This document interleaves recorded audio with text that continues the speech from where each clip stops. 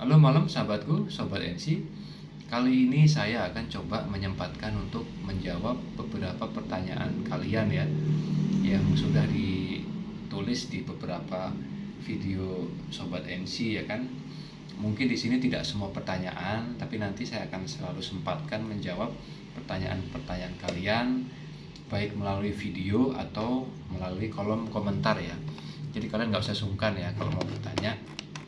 Di sini yang pertama kita akan coba bahas pertanyaan dari sahabat Aris Susilo ya. Di sini dia menanyakan, Bang, saya lagi drop sensasi di dada, nafas nggak plong, malah kayak mau berhenti sudah 1 minggu.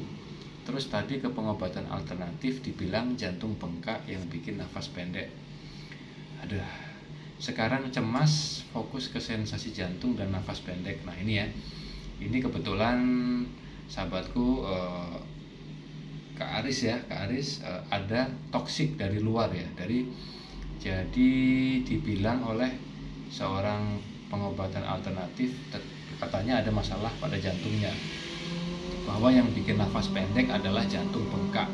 Nah ini langsung masuk ke sugestinya sehingga menimbulkan kecemasan. Nanti bukannya reda ya apa yang dirasakan, malah akan semakin sesek ya, semakin sesek, bahkan mungkin nafas pendek ya. Jadi kalau saran saya ini buat sahabatku Aris Susilo ya kan, kalau ingin mendapatkan keyakinan bahwa jantungmu sehat ya kan, bisa lakukan cek EKG ya, cek EKG, datang ke rumah sakit, tidak apa-apa, kita keluarkan sedikit biaya yang untuk mendapatkan keyakinan ya. Jadi jangan mempercayai kalimat-kalimat dari orang lain yang belum tentu dapat dipertanggungjawabkan kebenarannya ya kan. Kalau dengan cek EKG itu dilakukan secara ilmiah dengan alat-alat yang canggih ya, alat yang canggih, dan insya Allah hasilnya akan lebih dapat dipertanggungjawabkan secara ilmiah maupun medis ya. Jadi saran saya sih kalau emang ragu ya cek aja, cek EKG. Terus kalau nanti hasilnya bagus, jangan lagi overthinking dengan kata-kata orang tadi ya. Jadi yakinlah bahwa hasil EKG ini valid ya kan, dikeluarkan oleh tenaga profesional dengan alat yang canggih. Jadi apa yang dikatakan orang itu kita skip aja, seperti itu ya. Jadi nanti kalau sudah keluar hasilnya dan bagus, lakukan self talk ya. Terus mengenai nafas pendek atau sesek, itu biasanya karena gas lambung ya, asam lambung yang berupa gas itu refleks ke atas, dia ke organ saluran pencernaan yang menyebabkan kita sesek ya, sesek. Caranya adalah kalian keluarkan gasnya, duduk rileks, minum air, kalau nggak ada radang boleh air hangat, kemudian urut-urut antara dua rusuk dada dengan jari ke tengah ya, jangan kebalik ya, dari samping ke tengah. Nanti kita berusaha mengumpulkan gas itu ada di tengah untuk kita keluarkan lewat sendawa ya kan. Nanti minum lagi, lakukan lagi, sendawa lagi, lama-lama akan plong, dada di plong. Begitu sudah agak plong, langsung tarik nafas dalam, pernapasan diafragma. Nanti lakukan 5 kali pernapasan diafragma, nanti biasanya akan kita lebih mudah untuk menarik nafas ya. Abaikan aja, pokoknya yang jangan-jangan ini, jangan-jangan itu. Ini kalau ndak ada bukti yang otentik ya abaikan saja, lakukan aja cek ya kan. Oke ya. Kemudian ini masih dari Aris Susilo ya. Apakah perlu minta rujukan ke psikiater bila hasil medisnya normal? Kalau saya pribadi, kalau sudah dikeluarkan hasilnya bahwa jantung kita sehat ya, yakinkan bahwa kita sehat, tidak ada masalah di jantung, lakukan self talk.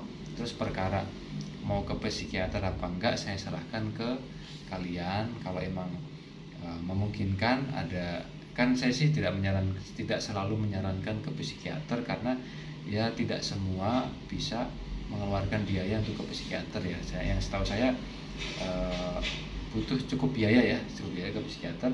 Tapi kalau mau ke psikiater ya silahkan ya kan. Biasanya kalau dokter yang gastritis itu kalau menyimpulkan diagnosa kita adalah dispepsia fungsional atau gangguan psikosomatis atau anxiety disorder, biasanya dia juga akan merujuk kita ke psikiater. Tapi kalau saya dulu memilih untuk tidak ke psikiater ya, karena saya tidak mau menggantungkan diri kepada obat penenang ya kan, karena dalam diri kita sendiri sebenarnya banyak kok hormon-hormon kebahagiaan, endorfin, melatonin, serotonin, dan juga dopamin ya, yang baik yang bisa kita gali sendiri dan sifatnya lebih alami ya. Jadi nanti pada saat mengarah kesembuhan, kita akan mendapatkan kesembuhan yang lebih permanen. Kalau obat penenang kan ya pakai dosis ya, nanti bertahap turun dosis segala macam.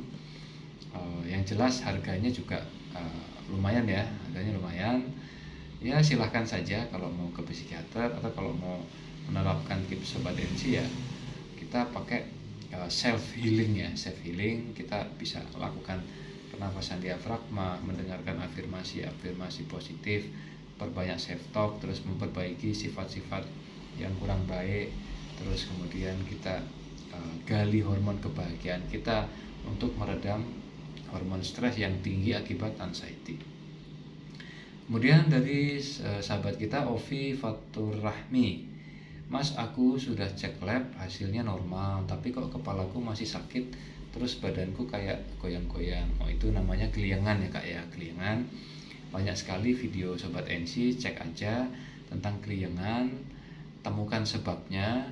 Bisa kita kekurangan oksigen di otak kita, bisa juga kita rendah gula, bisa juga karena kecemasan yang masih tinggi, bisa juga kita terlalu mantang ya, mungkin makanannya itu terus kan, rebusan lagi, itu juga bisa menyebabkan lemes sampai keliengan ya kan.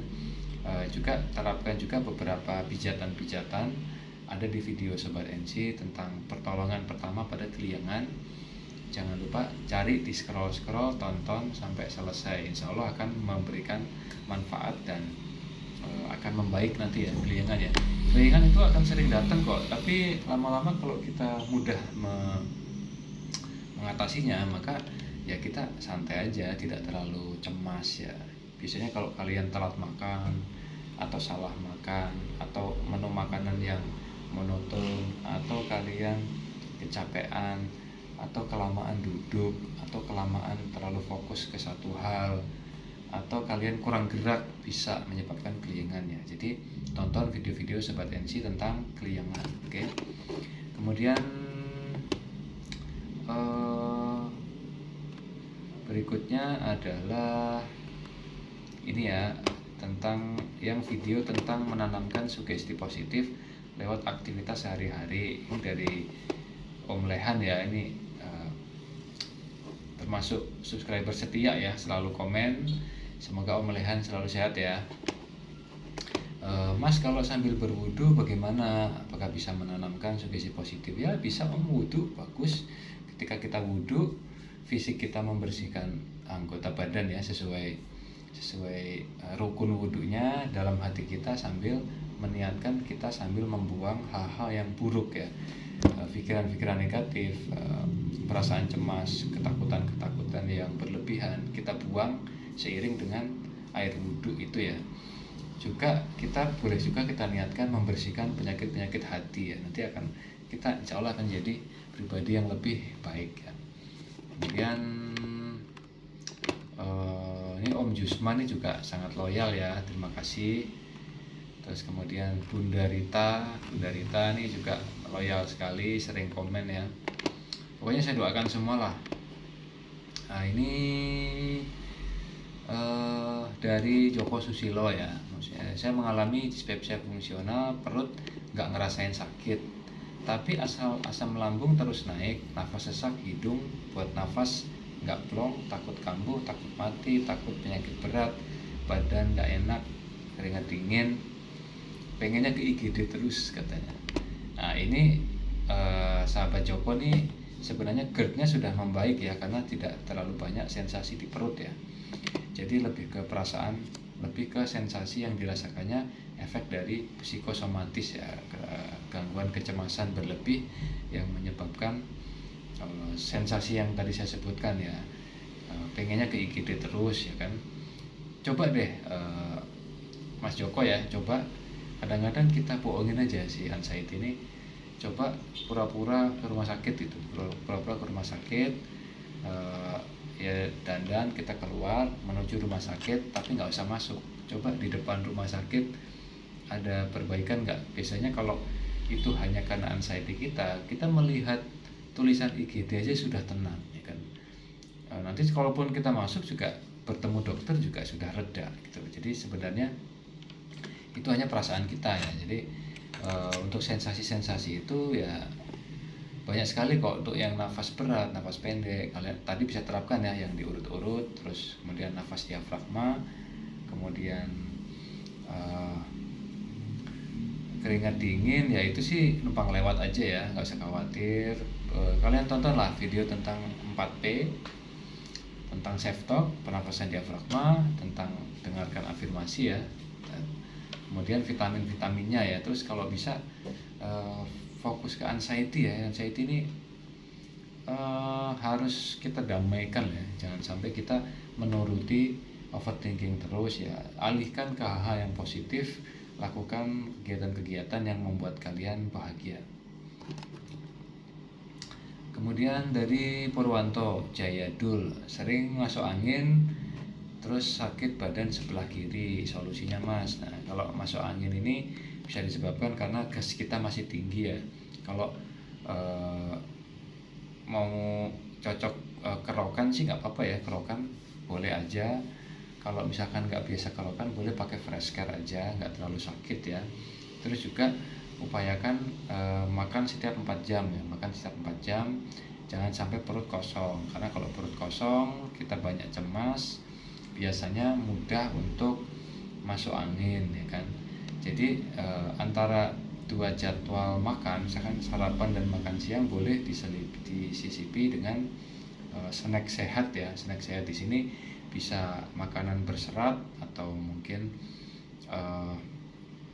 cemilan sehat lah ya, cemilan sehat yang mengandung probiotik atau mengandung serat atau mengandung ya intinya yang aman ya, jangan yang berisiko kayak coklat atau mungkin susu. Itu tiap orang beda ya, ada yang gampang kambuh ya. Jadi seperti itu ya, kalau bisa jangan kosong perutnya, pola makannya dijaga ya, tiap 4 jam. Terus kemudian dari Bunda Rita nih, termasuk subscriber setia yang suka komen nih, pas dibawa ngobrol kayak sehat, nggak ada yang dirasa, ketika sendiri kepikiran kemana-mana lagi. Nah ini ya, kenapa kok pada saat kita ngobrol itu sensasinya kayak reda gitu, nggak kita merasakan kecemasan atau sensasi yang aneh-aneh. Karena pada saat kita ngobrol sebenarnya ada senyawa kebahagiaan, hormon serotonin yang menyemprot dalam diri kita ketika kita menemukan rasa nyaman pada saat ngobrol ya dengan seseorang yang kita nyaman melakukannya. Biasanya nggak berasa tuh ngobrol sampai berjam-jam. Nah itu adanya hormon serotonin itu, dia meredam hormon-hormon stres atau kortisol, sehingga anxiety kita reda, sensasi pun juga ikut reda. Kita seperti lupa gitu loh, lupa bahwa kita tadinya ada sensasi gitu loh. Jadi bagus perbanyak ngobrol ya Bunda Rita ya, perbanyak ngobrol, main ke teman-teman lama, silaturahmi ya, bagus juga silaturahmi. Ada pepatah yang bilang silaturahmi memperpanjang usia, itu benar ya, karena dengan silaturahmi akan banyak hormon-hormon kebahagiaan yang bisa mengobati segala penyakit. Oke.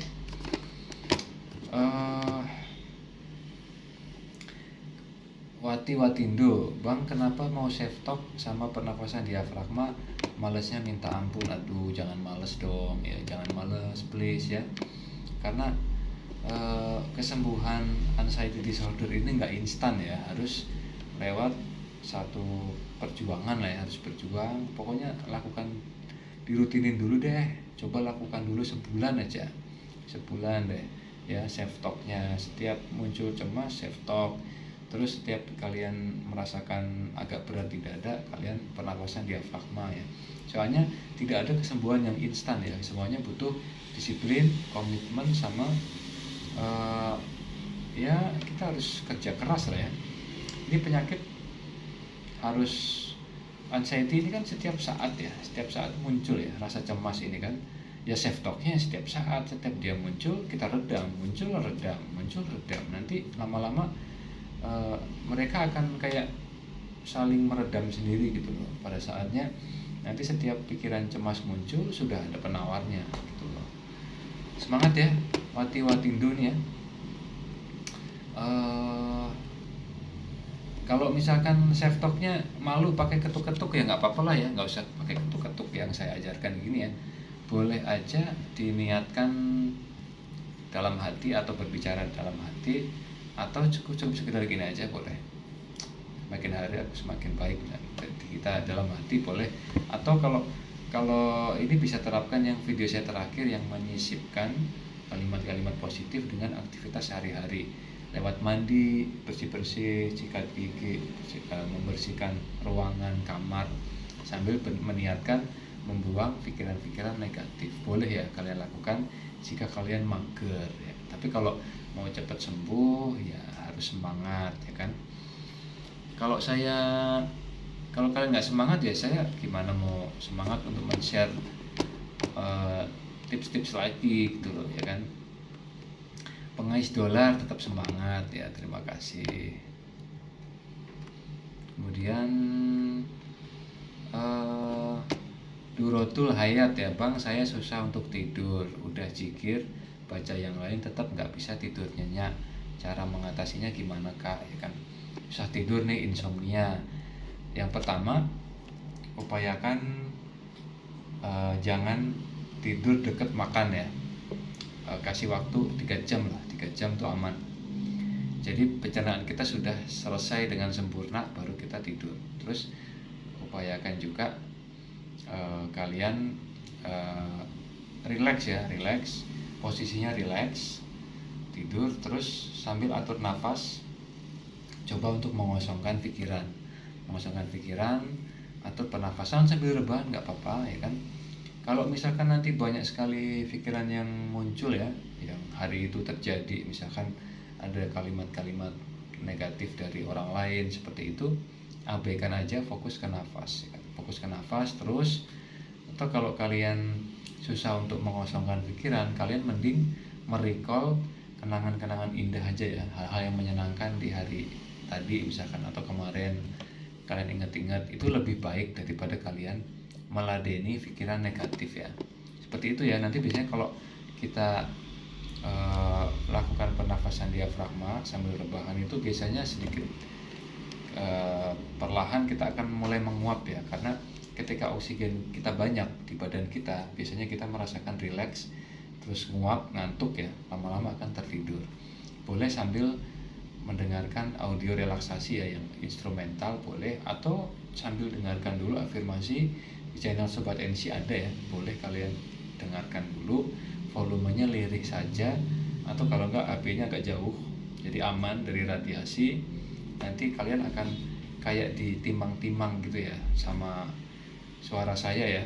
Jadi ya nggak apa-apa sih kalau saya dijadiin kayak radio ya, apa-apa sih, yang penting kalian bisa tidur lah. Nggak baper kok ya, saya orangnya nggak baperan kok, tapi kadang laperan lah ya. Nggak apa-apa ya, mendingan gampang lapar daripada gampang baper. Oke. Terus Puji, Kak ketika kambuh gasnya tinggi, saya coba minum omeprazol dan antasida untuk meredakan. Bagaimana pengalaman kakak ketika gas lambung tinggi? Sejauh mana obat tersebut memberi kesembuhan? Saya pernah sampaikan ya, sebenarnya semua obat lambung itu bagus ya, apapun mereknya kan. Mereka sudah melalui riset lah ya, riset dalam membuat obat kan nggak main-main lah ya, produsen farmasi kan. Tapi kalau anxiety kita masih tinggi ya, obat itu nggak terlalu bekerja dengan baik gitu loh. Jadi ya yang paling utama adalah redam dulu kecemasannya, overthinkingnya. Nanti kalau kalian bisa meredam anxiety, biasanya obat mah yang warung aja langsung bisa memberikan efek gitu loh. Saya sambil minum ya. Ini teh manis, bukan yang aneh-aneh ya, gelasnya aja lucu nih. Jadi gitu ya, kalau bisa jangan terlalu tergantung obat lah ya. Kalau pas lagi berat banget sensasi sesek ya, atau begah, atau perut yang sakit banget mengganggu aktivitas, ya boleh kalian minum ya. Kalau perut yang sakit cukup antasida aja. Antasida bisa Promah, Milanta, Polisilen. Tapi kalau yang sampai sesek, nafas kalian berat, kalian boleh minum yang jenis PPI, omeprazol, lansoprazol, atau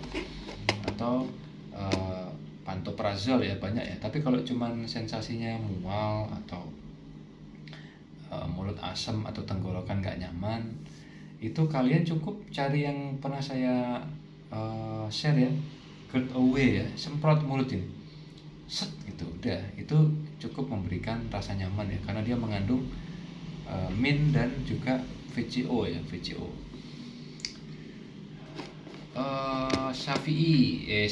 Mas Safri, Mas kalau pikiran kosong apakah termasuk anxiety? Ngeblank ya lebih tepatnya ya. Itu bisa salah satu, biasanya kalau panic attack tuh ya, kalau panic attack itu suka ngeblank, kosong, kita kayak orang bingung. Nggak usah khawatir ya, cukup lakukan grounding, kita alihkan memanfaatkan 5 panca indera, penglihatan, pendengaran, indera penciuman, dengan mencium aroma terapi misalkan, atau minyak kayu putih ya yang gampang. Indera perasa boleh, atau indera peraba ya, sambil kita pencet-pencet jari, atau kita melakukan seperti ini. Tunggu sampai panic attack lewat ya, nanti dia akan bisa lebih cepat berlalu ya, paling nggak sampai 10 menit ya. Oke, mungkin ini sudah 20 menit ya, lama ya. Nggak berasa kalau jawab pertanyaan, sementara itu dulu yang bisa kita jawab. Nanti sisanya akan saya ketik di kolom komentar ya. Oke, baik-baik kalian. Jangan lupa untuk selalu menerapkan tips-tips Sobat NC dengan konsisten, dengan penuh komitmen ya. Semoga semakin hari kalian semakin sehat jiwanya dan sehat raganya. Oke, salam bangkit luar biasa.